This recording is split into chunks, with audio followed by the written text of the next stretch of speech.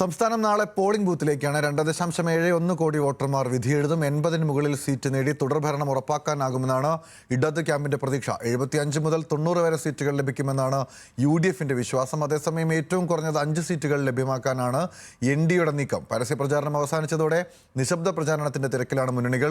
EVMകളുടെ വിതരണം ഇന്ന് രാവിലെ 8 മണി മുതൽ ആരംഭിക്കും. നാളെ രാവിലെ 7 മണി മുതലാണ് വോട്ടെടുപ്പ്.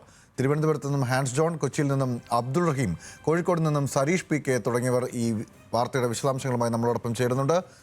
ആദ്യം ഹാൻസിലേക്കാണ് പോകുന്നത്. ഹാൻസ് തിരുവനന്തപുരത്ത് നിന്നാണ് നമ്മളോടൊപ്പം ചേരുന്നത്. ഹാൻസ്, ഒരുപക്ഷെ ഏറ്റവും നിർണായകമായ ഒരു തെരഞ്ഞെടുപ്പിൻ്റെ അവസാനഘട്ട ഒരുക്കങ്ങൾ പൂർത്തിയായിക്കൊണ്ടിരിക്കുന്നു. ഒപ്പം തന്നെ വാശിയേറിയ പോരാട്ടം നടക്കുന്ന തലസ്ഥാനത്ത് കാര്യങ്ങൾ എങ്ങനെയാണ്? ഇന്ന് മാധ്യമങ്ങളോടുൾപ്പെടെ പ്രതികരണത്തിന് വിലക്കുണ്ട്.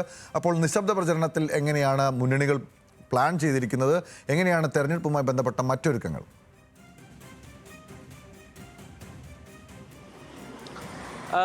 ഗൗതം, ഈ തെരഞ്ഞെടുപ്പുമായി ബന്ധപ്പെട്ട് ഇതിനോടകം തന്നെ പരസ്യപ്രചരണം ഇന്നലെ വൈകിട്ട് 6 മണിയോടുകൂടി അവസാനിച്ചു. അതിനുശേഷം ഇനി വോട്ടെടുപ്പ് അവസാനിക്കുന്ന നാളെ വൈകിട്ട് 6 മണി വരെ നിശബ്ദ പ്രചരണത്തിന് സ്ഥാനാർത്ഥികൾക്ക് അവസരമുണ്ട്. അതിൻ്റെ ഭാഗമായി തന്നെ ഇന്നും പരമാവധി വോട്ടർമാരെ നേരിട്ട് വീടുകളിലെത്തി കണ്ടുകൊണ്ട് കുടുംബയോഗങ്ങളിലടക്കം ചെറിയ ചെറിയ യോഗങ്ങളിലടക്കം പങ്കെടുത്തുകൊണ്ട് പരമാവധി വോട്ടർമാരെ കാണാനും വോട്ട് ഉറപ്പിക്കാനുമാണ് സ്ഥാനാർത്ഥികളുടെ തീരുമാനം. ഇതിനോടകം തന്നെ സ്ഥാനാർത്ഥികൾ ഇതുമായി ബന്ധപ്പെട്ടുള്ള ഷെഡ്യൂളൊക്കെ തയ്യാറാക്കിയിട്ടുണ്ട്. അതേസമയം ഈ മാധ്യമങ്ങളുമായി പ്രതികരിക്കുന്നതിൽ ഇന്ന് സ്ഥാനാർത്ഥികൾക്ക് വിലക്കുണ്ട്. കഴിഞ്ഞ നിയമസഭാ തെരഞ്ഞെടുപ്പുകളിലോ ലോക്സഭാ തെരഞ്ഞെടുപ്പുകളിലോ ഇല്ലാത്ത ഒരു ചട്ടം ഇത്തവണ മുഖ്യ തെരഞ്ഞെടുപ്പ് ഓഫീസറുടെ ഭാഗത്തുനിന്ന് ഉണ്ടായിട്ടുണ്ട്. മാധ്യമങ്ങളോട് പ്രതികരിക്കുന്നതിലും ഒപ്പം തന്നെ വാർത്താ സമ്മേളനങ്ങൾ വിളിക്കുന്നതിലും ഈ തെരഞ്ഞെടുപ്പുമായി ബന്ധപ്പെട്ടുള്ള പ്രതികരണങ്ങൾ നടത്തുന്നതിൽ നിന്നുമാണ് വിലക്ക് ഏർപ്പെടുത്തിയിരിക്കുന്നത്. ഇതുമായി ബന്ധപ്പെട്ടുള്ള ഉത്തരവ് കഴിഞ്ഞ ദിവസമാണ് പുറത്തിറക്കിയിരിക്കുന്നത്.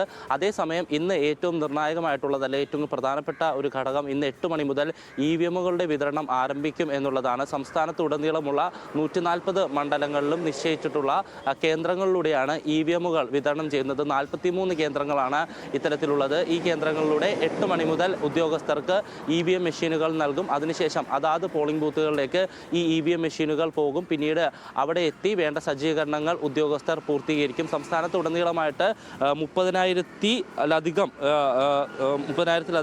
പോളിംഗ് ബൂത്തുകളാണുള്ളത്.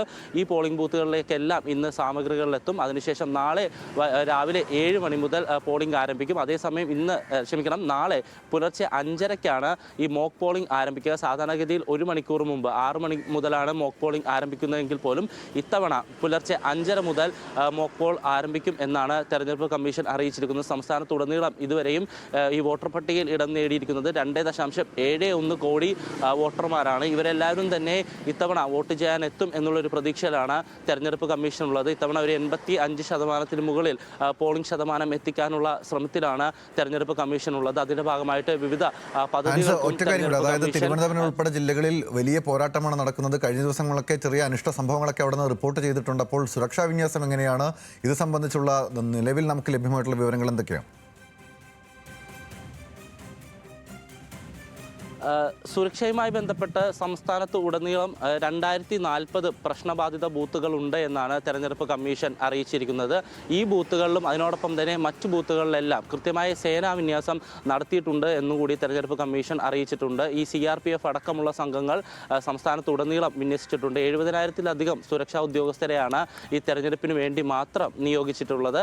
അതുകൊണ്ട് തന്നെ സുരക്ഷയുടെ കാര്യത്തിൽ യാതൊരു വിധത്തിലുള്ള ആശങ്കയുടെ സാഹചര്യമില്ല എന്നുകൂടി തെരഞ്ഞെടുപ്പ് കമ്മീഷൻ അറിയിച്ചിട്ടുണ്ട്. ഈ അനിഷ്ട സംഭവങ്ങൾ ഉണ്ടാകാതിരിക്കാനുള്ള എല്ലാ സുരക്ഷാ ക്രമീകരണങ്ങളും സ്വീകരിച്ചിട്ടുണ്ട് എന്നുകൂടിയാണ് തെരഞ്ഞെടുപ്പ് കമ്മീഷൻ അറിയിച്ചിട്ടുള്ളത്. ഇതിനോടകം തന്നെ ഇതുമായി ബന്ധപ്പെട്ട് ക്രമീകരണങ്ങൾ അതാത് ജില്ലാ കേന്ദ്രങ്ങളിൽ പരിശോധിച്ച് എല്ലാം ഓക്കെയാണ് എന്ന് ഉറപ്പും വരുത്തിയിട്ടുണ്ട്. ഗൗതം, ശരി, എന്തായാലും ആവശ്യമായ എല്ലാ മുൻകരുതലുകളും തിരുവനന്തപുരം ജില്ലയിലും അതോടൊപ്പം തന്നെ സംസ്ഥാനത്തൊട്ടാകെയും തെരഞ്ഞെടുപ്പ് കമ്മീഷൻ നടത്തിയിട്ടുണ്ട്. ഇനി കോഴിക്കോട് നിന്നുള്ള വിശദാംശങ്ങളുമായി സരീഷ് PK കൂടി ചേരുന്നുണ്ട്. സരീഷ്, ഇത്തവണ വടക്കൻ കേരളത്തെ സംബന്ധിച്ചിടത്തോളം തീവാർന്ന പോരാട്ടമാണ് നടക്കുന്നത്. പ്രത്യേകിച്ച് കോഴിക്കോട് ജില്ലയിലൊക്കെ തന്നെ പല മണ്ഡലങ്ങളിലും ഇഞ്ചോടിഞ്ച് പോരാട്ടം നടക്കുന്നു. അവസാനവട്ട പ്രചരണം എങ്ങനെയാണ്? നിശബ്ദ പ്രചരണത്തിനുള്ള പദ്ധതികൾ എന്താണ് തയ്യാറാക്കിയിരിക്കുന്നത്? ഒപ്പം പ്രശ്നബാധിത ബൂത്തുകളുടെ സുരക്ഷാ ക്രമീകരണങ്ങൾ ഉൾപ്പെടെ എങ്ങനെയാണ് ക്രമീകരിച്ചിരിക്കുന്നത് അവിടെ?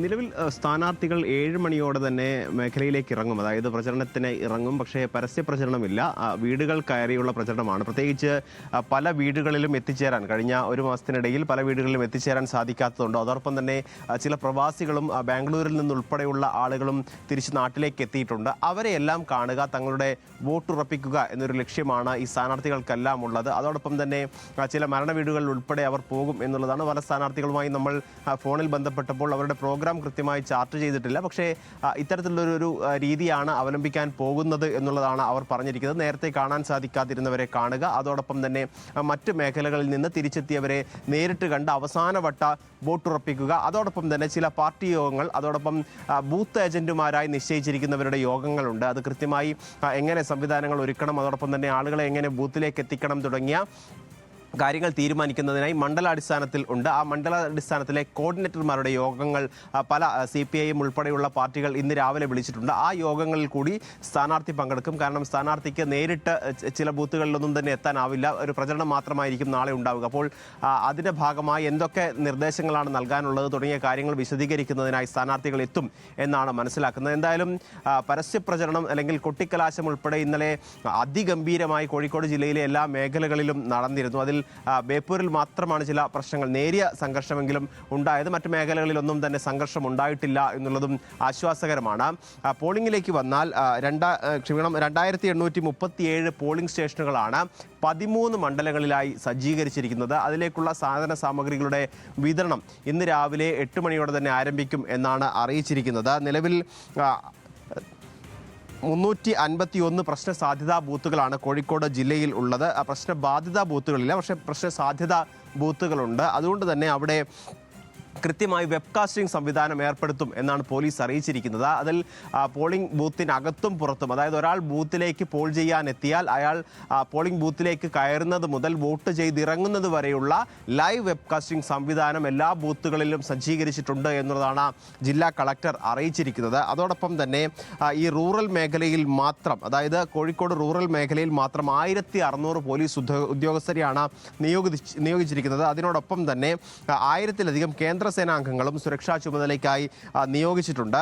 അതോടൊപ്പം പോലീസിന് പുറമെ മൈക്രോ ഒബ്സർവർമാരെയും പ്രശ്നബാധിത ബൂത്തുകളിൽ നിയോഗിക്കും എന്നുള്ളതാണ് അറിയിച്ചിരിക്കുന്നത്. എന്നാലും പോളിംഗ് ഡ്യൂട്ടിക്കായി 13,218 ഉദ്യോഗസ്ഥരെ നിയോഗിച്ചിട്ടുണ്ട്. ഇവർ ഏറ്റവും പ്രധാനപ്പെട്ട ഒരു കാര്യമെന്ന് പറയുന്നത് ഇന്ന് മുതൽ നാളെ ഈ തെരഞ്ഞെടുപ്പ് പോളിംഗ് അവസാനിച്ച് തിരിച്ച് വീട്ടിലെത്തുന്നത് വരെയുള്ള സുരക്ഷ പോലീസ് ഏറ്റെടുത്തിട്ടുണ്ട് എന്നുള്ളതാണ് ഏറ്റവും പ്രധാനപ്പെട്ട. സാധാരണഗതിയിൽ പോളിംഗ് ബൂത്തിൽ നിന്ന് പോയാൽ അല്ലെങ്കിൽ പോളിംഗ് സാമഗ്രികൾ സ്വീകരിച്ച് പോളിംഗ് ബൂത്തിലേക്ക് പോകുന്നു, അവിടെ അടുത്ത ദിവസം പോളിംഗ് നടക്കുന്നു, അതിനുശേഷം പോളിംഗ് സാമഗ്രികൾ തിരിച്ചേൽപ്പിച്ചാൽ പിന്നീടുള്ള സുരക്ഷ പോലീസിനായിരുന്നില്ല. പക്ഷേ ഇത്തവണ അതിൽ നിന്നുള്ള മാറ്റമുണ്ട്.